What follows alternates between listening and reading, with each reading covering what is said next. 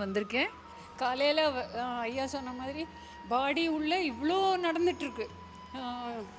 டெத்துக்கு முன்னாடி 2 days 3 daysக்கு உள்ளுக்குள்ளே நடந்துட்டுருக்கு. எப்படி இல்லான்னு அதெல்லாம் நமக்கு ஒன்றுமே தெரியல. இப்படி கூட ஒரு இதுவாக எப்போவும் சயின்ஸ் படி கிட்னியோ ஹார்ட்டோ இல்லை பிரெயினோ அது ஒன்று தான் நமக்கு தெரியும். இந்த மாதிரி ஒரு சூக்ஷ்ம அறிவெல்லாம் நமக்கு ஒருத்தருக்குமே தெரியாது. அதெல்லாம் இன்றைக்கி காலையில் கற்றுப்புறம் ரொம்பவே பிரமிப்பாக இருக்குது. நம்ம பாடி அவ்வளோ பெரிய சூப்பர் பாடியாக ஒன்றுமே தெரியாத போயிட்டோமே இத்தனை வருஷம் அப்படின்னு ஒரு ஃபீலிங் இருந்தது. குருவே சரணம். சித்தர்கள் இந்த உலகத்துக்கு சொல்லிக் கொடுத்த வித்தைகளும் ரகசியங்களையும் எங்கே தெரிஞ்சுக்கிறது? அதை சொல்லிக் கொடுக்குறவங்க யாரு? அதை சொல்லிக் கொடுக்கறதுல சரியான நபர்கள் யாரு? நம்ம எல்லாத்துக்குமே இருக்கக்கூடிய மிகப்பெரிய பிரச்சனை, நான் யார்கிட்ட இருந்து வித்தையை கற்றுக்கிறது? யாரை பார்த்தாலும் பொய்காரங்க மாதிரியே தெரியுதே, ஃப்ராடு மாதிரியே தெரியுதே, நம்ப முடியலையே.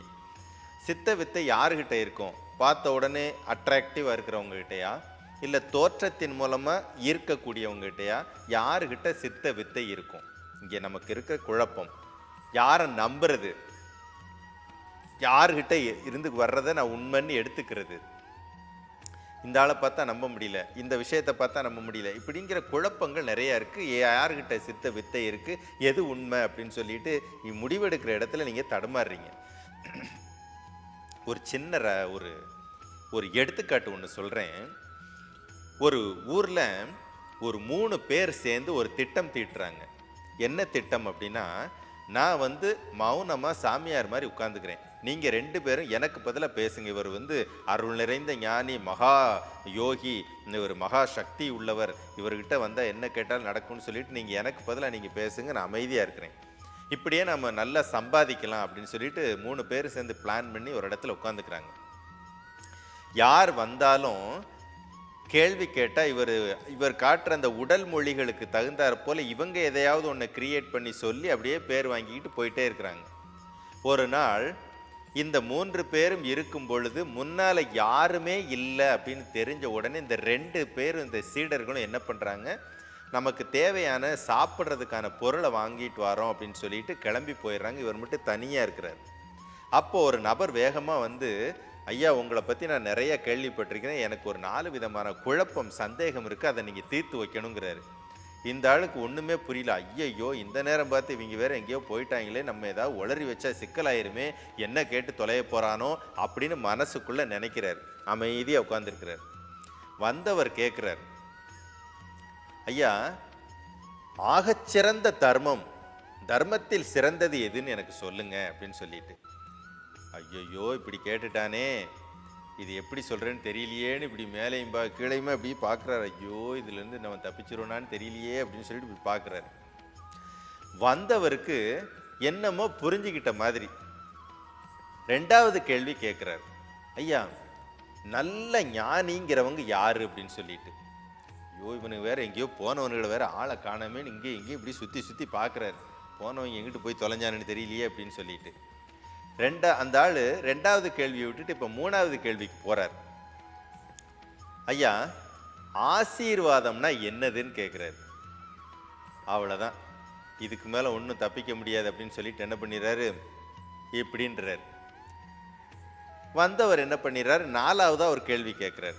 ஐயா, தியானம்னா என்னன்னு சொல்லிட்டு. இப்போ இந்த சாமி என்ன பண்ணிடுறாரு, ரைட்டு, இதுக்கு மேலே நம்ம முழிச்சிருந்தோன்னா கேள்வியை கேட்டுக்கிட்டே இருப்பான், நீட்டாக கண்ணை மூடிட்டு உட்காந்துக்கும், போயிடுவான் அப்படின்னு சொல்லிட்டு இப்போ கண்ணை முடிக்கிறார். வந்தவர் கிளம்பி போயிடுறார். போகும் பொழுது அந்த சீடர்கள் உணவுப் பொருள் வாங்கிட்டு எதிர்த்த வழியில் வர்றாங்க. இப்போது இந்த கேள்வி கேட்டவர் சொல்கிறார், ஐயோ, நான் ஒரு அற்புதமான ஞானியை சந்திச்சிட்டேன், என் வாழ்க்கையில் என்னுடைய ஒட்டுமொத்த கேள்விகளுக்கும் தேடல்களுக்கு விடை சொல்லிட்டார் அப்படின்னு சொல்லிட்டு. இவங்க ஐயோ, என்னத்தை சொல்லி தொலைச்சான்னு தெரியலையே, இந்த ப்ராடுக்காரப்பைய இப்போ என்ன நடக்க போகுதுன்னு தெரியலையேன்னு வந்தவங்க பயந்துக்கிட்டு இருக்கிறாங்க. அப்போ இவர் சொல்கிறாரு,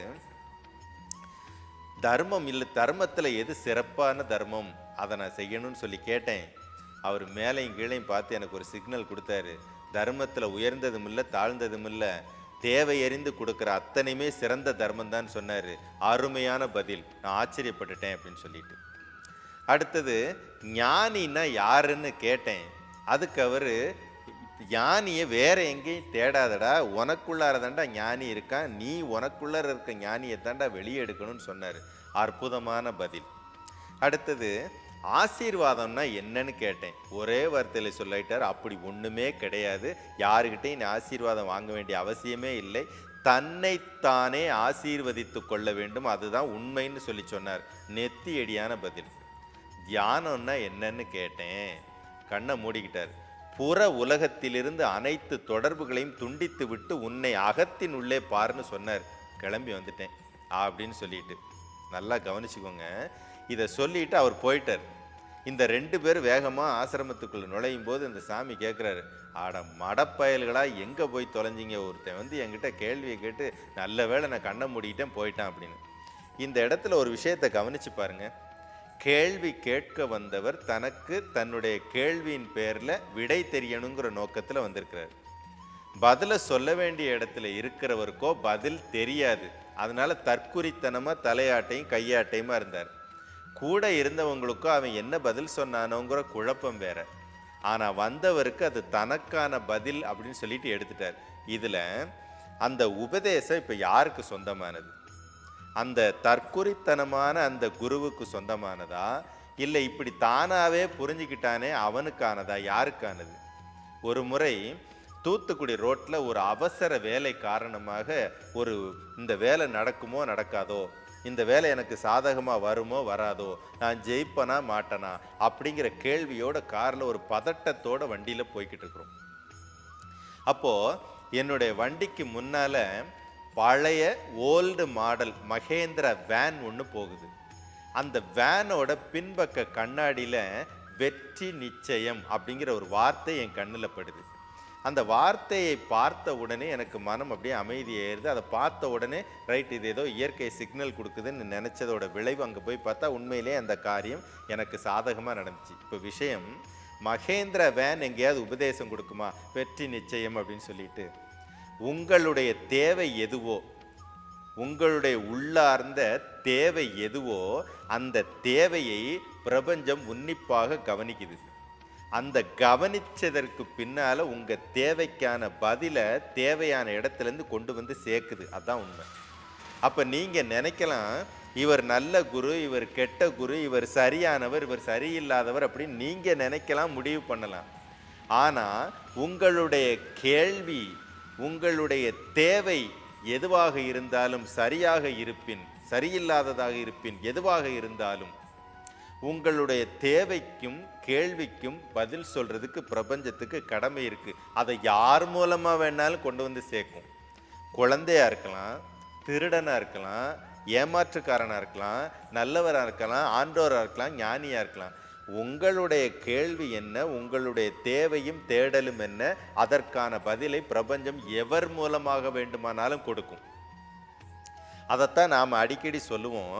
உங்களுக்கு தேவை, நீங்கள் உணர வேண்டியது முதல் குரு யார் அப்படின்னு கேட்டால், ஒவ்வொரு வினாடியும், ஒவ்வொரு மனிதனும், ஒவ்வொரு சம்பவமும் நீங்கள் கண்டிப்பாக தெரிந்து கொள்ள வேண்டிய, நீங்கள் கண்டிப்பாக புரிந்து கொள்ள வேண்டிய குரு. அவங்க தான் சூட்சும குருன்னு சொல்லுவாங்க.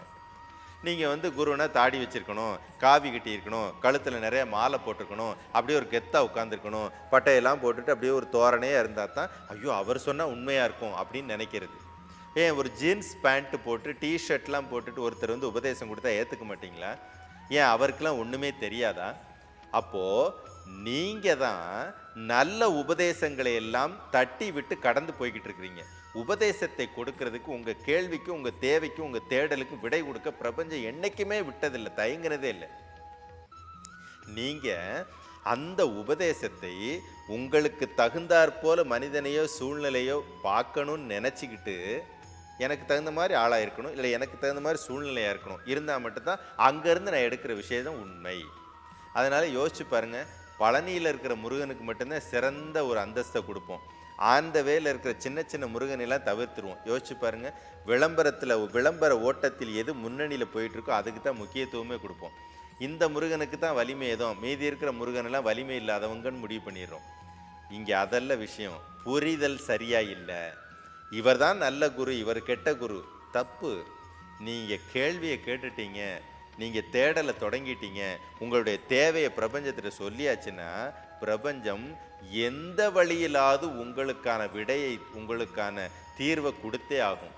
நீங்கள் அந்த இடத்துல ஒரு வட்டத்துக்குள்ளே சிக்காமல் வட்டத்தை விட்டு நல்ல விஸ்தீரணமாக நீங்கள் பார்க்க ஆரம்பிச்சிட்டிங்கன்னா எல்லா இடத்திலும் உபதேசம் இருக்கும். இவர் முட்டாள், இவர் அறிவாளிங்கிற வார்த்தையே இருக்கக்கூடாது. எல்லாருமே நமக்கு குரு தான். ஒவ்வொருத்தருமே நமக்கு உபதேசம் கொடுத்துக்கிட்டே இருப்பாங்க.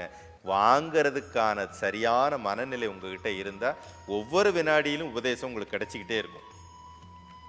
குருவே சரணம்.